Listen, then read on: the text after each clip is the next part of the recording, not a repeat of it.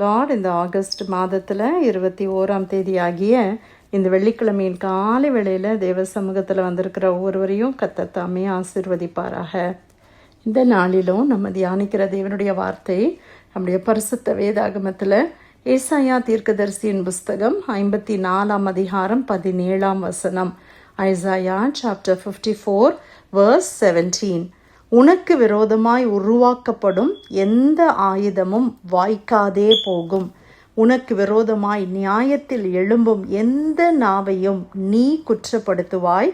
இது கர்த்தருடைய ஊழியக்காரரின் சுதந்திரமும் என்னால் உண்டான அவர்களுடைய நீதியுமாய் இருக்கிறது என்று கர்த்தர் சொல்லுகிறார். அல்லேலூயா. கர்த்தருடைய அருமையான இந்த வாக்குத்தத்தமான வார்த்தைக்காக இந்த காலை வேளையில நம்ம தேவனை ஸ்தோத்திரிக்கலாமா? கர்த்தருடைய ஊழியக்காரருடைய சுதந்திரம் என்று சொல்லி ஆண்டவர் இந்த வசனத்தை சொல்லுகிறார். கர்த்தருக்கு ஊழியம் செய்கிற தேவ பிள்ளைகளுக்கு ஆண்டவர் என்ன செய்கிறார்? ஒரு சுதந்திரத்தை வைத்திருக்க, ஒரு ஹெரிட்டேஜ். அவங்களுக்கு ஆண்டவர் ஒரு பாதுகாப்பை வைத்திருக்கிறார். சில நேரத்தில் பாருங்க, நம்ம ஒரு கம்பெனியில் வேலை பார்த்தோன்னா அந்த கம்பெனி நம்மளுக்கு என்ன செய்கிறாங்க? பல பெனிஃபிட்ஸ் கொடுக்குறாங்க. இல்லை, பல விதமான பெனிஃபிட்ஸ் கிடைக்குது. அந்த வேலை நிமித்தம் நம்மளுக்கு சம்பளம் மட்டும் இல்லை, சம்பளத்தோடு கூட சில பாதுகாப்பு இருக்கலாம், சில பெனிஃபிட்ஸ் இருக்கலாம். சில கம்பெனிஸ் நம்மளுக்கு கார் கொடுப்பாங்க, சிலருக்கு நம்மளுக்கு வித்தியாசமாக ஒவ்வொருத்தரும் கொடுக்குறாங்க. அப்போ கர்த்தருக்கு ஊழியம் செய்யும்போது ஆண்டவர் என்னென்ன பெனிஃபிட்ஸ் கொடுக்குறார் இந்த வசனத்தில் நம்ம பார்க்குறோம். ஆண்டவர் அவருடைய ஊழியக்காரரை அவ்வளோ பிரியமாக நடத்துகிறார். அவருடைய ஊழியக்காரருடைய சுதந்திரம் அப்படின்னு ஆண்டவர் சொல்கிறாங்க. என்ன ஆண்டவர் சொல்கிறாங்க சுதந்திரம்னு சொல்லி? உனக்கு விரோதமாக உருவாக்கப்படும் எந்த ஆயுதமும் அது வாய்க்காதே போகும். ஆமென். இன்னைக்கு இந்த ப்ரேயர் லைனில் நம்மளாம் அநேகர் இந்த ஜெப ஊழியத்தில் நம்ம இணைந்து நம்ம ஜெபிக்கிறோம். ஜெபம் என்பது மிக மிக மிக முக்கியமான ஒரு ஊழியமாக காணப்படுகிறது. ஒருவேளை நம்ம மைக்கை வச்சு நம்ம பேசி அநேகர் வந்து நம்மளை லிசன் பண்ணி அப்படிப்பட்ட ஊழியம் நம்ம செய்யலைன்னா கூட நம்ம இருக்கிற இடத்துல என்ன செய்கிறோம்? மற்றவங்களுக்காக நம்ம ஜெபிக்கிறோம். இது பெரிய ஊழியம் பிரியமானவர்களே. அல்லேலூயா. இந்த ஜெப ஊழியத்தின் மூலமாகத்தான் இன்னைக்கு அநேகர் கர்த்தரை சந்திக்கிறார்கள். சத்துருவனுடைய கோட்டையெல்லாம் தகர்க்கப்படுகிறது. அப்போ ஆண்டவருடைய பிள்ளைகளாகிய நம்ம இந்த ஜெப ஊழியத்தில் நம்ம தரித்திருக்க வேண்டும். மற்றவங்களுக்காக ஜெபிக்கிறதுல நம்ம வந்து ஃபஸ்ட்டாக இருக்கணும். நம்ம எப்போவுமே நம்ம இந்த ப்ரேயரில் சொல்கிறது உண்டுல, நம்ம மற்றவங்களுக்கு எந்த ஹெல்ப்பு செய்கிறோமோ இல்லையோ, நம்மளால் செய்ய முடிஞ்ச ஒரு உதவி என்னது? ஜெப உதவி செய்யலாம். யாருக்கும் போய் என்னால் சமைச்சு கொடுக்க முடியாமல் இருக்கலாம், இல்லை அவங்கள போய் நான் அவங்க கூட இருந்து அவங்கள பராமரிக்க முடியாமல் இருக்கலாம், இல்லை பணத்தை கொடுத்து எனக்கு அவங்களுக்கு உதவி செய்ய முடியாமல் இருக்கலாம். ஆனால் நம்ம எல்லாருக்கும் என்ன செய்ய முடியும்? அவங்களுக்கு ஜெபிக்க முடியும் இல்லை?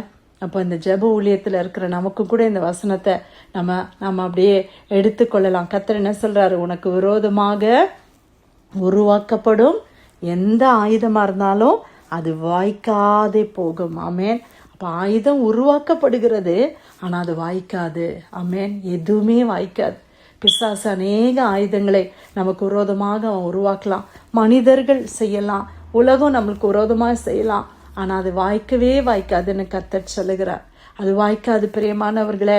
உங்களுக்கு விரோதமாய் பிசாசு என்னென்ன காரியங்களை திட்டமிட்டிருக்கிறானோ அது ஒரு நாளும் வாய்க்காது. ஹல்லேலூயா. ஏனென்றால் நம்மெல்லாம் யாரு?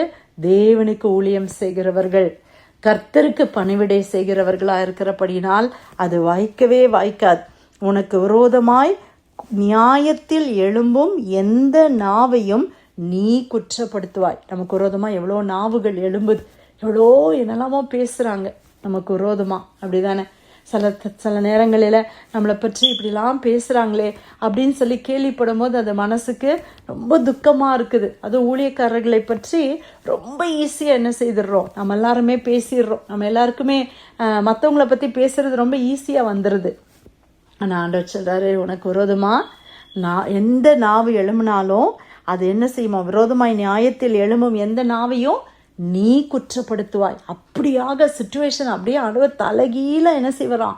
மாற்றி போடுவார். எந்த குற்றத்தை நான் செஞ்சேன், இந்த தப்பை எப்படி இவங்க செய்யலாம் அப்படின்னு எதை நம்மளை சொல்கிறாங்களோ அதே தப்பை அவங்க செய்து நம்ம அவங்கள குற்றப்படுத்துகிற சூழ்நிலையை அப்படியே அப்சைட் டவுனாக கர்த்தரால மாற்ற முடியும். ஆண்டவருக்கு இதெல்லாம் லேசான காரியம். அப்போ நம்ம என்ன செய்யணும்?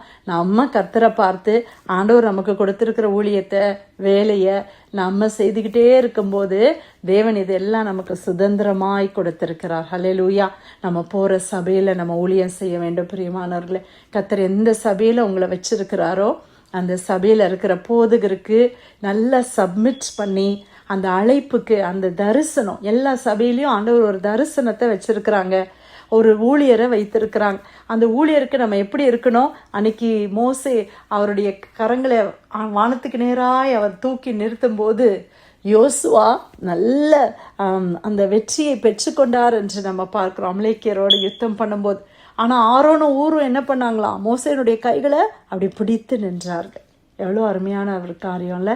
அப்போ இன்றைக்கி என்ன செய்யணும்? நம்ம கர்த்தர் நம்ம கொடுத்துருக்கிற சர்ச்சு பாஸ்டர், நம்முடைய ஸ்பிரிச்சுவல் லீடர்ஸ், இல்லை மென்டர்ஸ், அவங்களுடைய கரத்தை நம்ம பிடித்து நிறுத்துவதே ஒரு ஊழியம்தான். அவங்களுக்கு சப்போர்ட்டிவாக இருக்கிறதே ஒரு ஊழியம்தான் இல்லையா? அப்போ நம்ம எந்த விதத்துலேயும் சர்ச்சுக்கு நம்ம என்ன பண்ணணும்? ஜஸ்ட் அட்டெண்டன்ஸ் மட்டும் போயிட்டு வந்துடணும், அப்படி இருக்கக்கூடாது. ஏதாவது ஒரு ஊழியத்தில் நம்ம பார்ட்டிசிபேட் பண்ணணும். ஏதோ ஒன்று என்னால் முடியும் இல்லையா? ஒருவேளை எனக்கு பெருசாக பாட தெரியாமல் இருக்கலாம், ராகத்தோடு பாடுகிற கிருபை எனக்கு இல்லாமல் இருக்கலாம். ஆனால் எத்தனையோ ஊழியம் இருக்குது. பாடுற ஊழியம்லாம் வெளியில் முன்னால் நின்று பார்க்குற காரியம். ஆனால் பார்க்காம செய்கிற ஊழியத்தினுடைய பலன் மிக அதிகம். சர்ச்சுக்கு எல்லாரும் வர்றதுக்கு முன்னால் நீங்கள் போய் சர்ச்சை க்ளீன் பண்ணலாம், சேர்ஸ் எல்லாம் அடுக்கி வைக்கலாம், பாத்ரூமை க்ளீன் பண்ணி வைக்கலாம், எல்லாம் ஆர்கனைஸ் பண்ணி வைக்கலாம். எது இருக்குது எது இல்லை, பிளேட்ஸ் இருக்கா, கப்ஸ் இருக்குதா, இல்லை ஹாஸ்பிட்டாலிட்டி ஊழியத்தை நம்ம செய்யலாம். ஒரு காஃபி எடுத்துகிட்டு வரலாம், நீங்கள் சர்ச்சுக்கு ஒரு ஸ்நாக்ஸ் கொண்டு வரலாம், இல்லை விசாரிக்கிற ஊழியம். எவ்வளோ ஊழியம் இருக்குது பிரியமானவர்களே. எல்லாமே நம்ம பெரிய பாஸ்டர்ஸால் நம்மளுக்கு அவங்களால செய்ய முடியாது. இப்போ நம்ம என்ன முடியுமோ நம்ம என்ன செய்யலாம் இல்லை? இப்போ நம்மகிட்ட கார் இருக்குது, அக்கம் பக்கத்தில் இருக்கிறவங்களை யாரையாவது கூப்பிட்டு வாங்க, நீங்கள் சர்ச்சுக்கு வாங்கலேன், ஒரு நாள் உங்களை சண்டே சர்ச்சுக்கு கூட்டிகிட்டு போகிறேன் வாங்க, இல்லை உங்கள் பிள்ளைங்களை கூட்டிகிட்டு போகிறோம், விபிஎஸ் நடக்குது, இது நடக்குது, அது நடக்குது, எங்கள் சர்ச்சில் ஒரு ப்ரோக்ராம் இருக்குது வாங்க அப்படின்னு கூட்டிகிட்டு போகிறோமா? எத்தனை ஊழியங்களை நம்ம செய்ய முடியுது. ஆண்டவர் ஊழியக்காரர்களுக்கு எவ்வளோ சுதந்திரத்தை வச்சுருக்கிறார் பார்த்தீங்களா? கர்த்தருடைய ராஜ்யத்தை குறித்த சிந்தை எப்போதும் நம்முடைய மனதில் இருக்கணும். நம்முடைய குடும்பம், என் தேவை, என் பிள்ளைங்க, என் ஹஸ்பண்டு, வேலை, விசா, இப்படியே நம்ம ஒரு அப்படியே இல்லாமல் கொஞ்சம் கர்த்தருக்கு நீங்கள் ஊழியம் செய்து பாருங்கள். நிச்சயமாக கர்த்தர் என்ன செய்வார்? நம்மளை ஆசீர்வதிப்பார். கர்த்தர் நம்மளுக்கு அந்த சுதந்திரத்தை ஆண்டவர் அந்த ஊழியக்காரர்களுக்கு கர்த்தர் கொடுக்கிறார். இன்னொன்று ஆண்டவர் என்ன சொல்கிறாரு? கர்த்தருடைய ஊழியக்காரர்களின் சுதந்திரமும் என்னால் உண்டான அவர்களுடைய நீதியுமாய் இருக்கிறது. ஆண்டவர் அவருடைய நீதியை ஊழியக்காரர்களுக்கு கொடுத்திருக்கிறார். அப்போ பாருங்க, நான் ஒரு ஊழியக்காரரை பார்த்து இவர் எப்படி பண்ணலாம், இவர் மேலே குற்றத்தை நான் சொல்லும்போது கர்த்தர் சொல்றாரு, என் நீதியை அவருக்கு கொடுத்திருக்கிறேன். ஆண்டவருடைய நீதியை கொடுத்திருக்கிறாராம். காட்ஸ் ரைச்சியஸ்னஸ்ல அவங்கள கவர் பண்ணி இருக்கிறார். அப்போ நம்ம யார் அவங்கள பற்றி பேசுறதுக்கு இல்லையா? நம்ம என்ன செய்யணும்? அமைதியாக இருக்க வேண்டும். ஹல்லேலூயா. அதில் ரொம்ப கவனமாக நம்ம இருக்கணும். இந்த கண்ட்ரியில் ஒரு பர்டிகுலர் காரியம் இருக்குது. என்னென்னா இந்த டிப்ளமேட்டிக் இம்யூனிட்டி நீங்கள் கேள்விப்பட்டிருப்பீங்க. அப்படின்னா என்ன அர்த்தம்? பல கண்ட்ரீஸ்லேருந்து ஒரு பர்டிகுலர் கிரேட் இல்லை ஒரு பர்டிகுலர் ரேங்கிங்கில் வர்றவங்களுக்கு, அந்த வீசா இல்லை அந்த மாதிரி வர்றவங்களுக்கு என்ன பண்ணுறாங்க? அமெரிக்கா அவங்களுக்கு இம்யூனிட்டி கொடுக்குறாங்க. இப்போ இங்கே இருக்கிற போலீஸோ இங்கே இருக்கிற யாருமே அவங்கள மேலே கை போட முடியாது, அவங்கள அரெஸ்ட் பண்ண முடியாது. அவங்க எப்படிப்பட்ட தப்பு பண்ணியிருந்தாலும் நார்மல் பீப்புளுக்கும் அவங்களுக்கும் வித்தியாசத்தை இந்த கண்ட்ரி கொடுக்குது. ஏன்னா அவங்களுக்கு டிப்ளமேட்டிக் ப்ரொடெக்ஷனை கொடுத்துருக்குறாங்க. இந்த கண்ட்ரி அவங்கள ப்ரொடெக்ட் பண்ணுது, அவங்க தப்பு பண்ணாலும் ப்ரொடெக்ட் பண்ணுது. அந்த மாதிரி கர்த்தர் தம்முடைய ஊழியக்காரருக்கு என்ன செய்கிறாரா? அவருடைய நீதியை ப்ரொடெக்ட் பண்ணுறார். அப்போ நம்ம ஈஸியாக சொல்லிடக்கூடாது, நம்ம ஈஸியாக எதுவும் சொல்ல முடியாது. ஏன்னா தேவன் அவருடைய ஊழியக்காரர்களுக்கு அவர் ப்ரொடெக்ஷனை கொடுத்திருக்கிறார். அவருடைய ரைச்சியஸ்னஸ், அவருடைய நீதியை ஆண்டவர் அவனுக்கு கொடுத்திருக்கிறார். ஹல்லேலூயா, ஆமேன். இந்த அருமையான இந்த வார்த்தைக்காக இந்த காலை வேளையில் கர்த்தரை ஸ்தோத்திரிக்கலாமா? இது வரைக்கும் ஆண்டவருக்கு நான் எந்த ஊழியமும் செய்யலை அப்படின்னு உங்கள் அவங்களுடைய மனசில் ஒரு சின்ன ஃபீலிங் வருதா? ஏதாவது ஒரு ஊழியத்தில் நீங்கள் என்டர் பண்ணுங்கள். இந்த ப்ரேயர் லைனில் ஏதாவது ஒரு ஜபத்துக்கு நீங்கள் வாங்க, ஏதாவது ஒரு ஜபத்தை நடத்துறதுக்கு ஒப்பு கொடுங்க. சின்ன சின்ன விதத்தில் நீங்கள் ஆண்டவருக்கு ஊழியம் செய்கிறதுக்கு ஒப்பு கொடுங்க. உங்கள்கிட்ட கொஞ்சம் பணம் அதிகமாக இருந்தால் ஒரு மிஷினரி தாங்கிறதுக்கு, இல்லை ஒரு ஏழை பிள்ளைக்கு எஜுகேஷனுக்கு ஏதோ ஒன்று செய்ய ஆரம்பிப்போம். எங்கேயாவது நம்ம ஸ்டார்ட் பண்ணுவோம். ஆண்டவர் நிச்சயமாக நம்மளை ஆசீர்வதிப்பார். ஏசாயா 54 17ஆம் வசனம், உனக்கு விரோதமாய் உருவாக்கப்படும் எந்த ஆயுதமும் வாய்க்காதே போகும்.